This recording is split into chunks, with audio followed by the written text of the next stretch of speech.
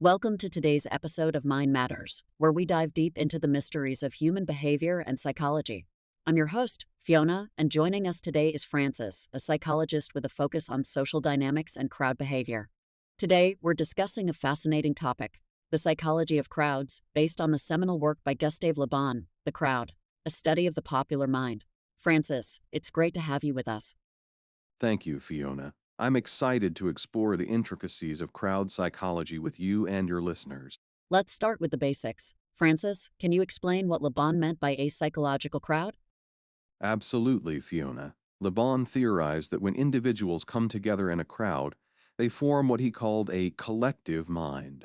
This collective consciousness overrides personal cognition and individual decision-making capabilities. People at a crowd behave differently than they would alone because they're influenced by the group's dynamic. That's quite intriguing. It sounds like being in a crowd can almost change your personality. Exactly, and it's primarily due to the anonymity that a crowd offers.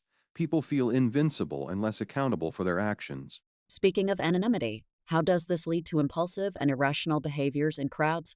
Well, anonymity provides a shield. Typically restrained behaviors surface when individuals feel they won't be singled out. This can lead to actions that are out of character and often more extreme. Can you give us a modern example where this has played out? A clear example would be online behavior, especially in large groups on social media platforms. People often say things they would never say in a face-to-face interaction. Moving on to another characteristic, emotional contagion. How does this work within a crowd? Emotional contagion in crowds is like the spread of a virus. Emotions, once expressed, are quickly picked up and amplified by others in the crowd. This can escalate situations rapidly, often bypassing rational thought. Is there a case study that particularly illustrates this phenomenon? Certainly, the football riots are a classic example. Once a few attendees start exhibiting aggressive behavior, it can quickly spread, leading to a full-blown riot. Let's talk about the power of suggestibility and the role of leadership. How crucial are simplicity and repetition in messages aimed at influencing crowds? They're vital. Leaders of crowds wield their influence through simple, repetitive messages. This makes complex ideas more digestible and memorable for the crowd, which is crucial in high-emotion environments. Could you discuss a historical event where leadership dramatically influenced crowd behavior?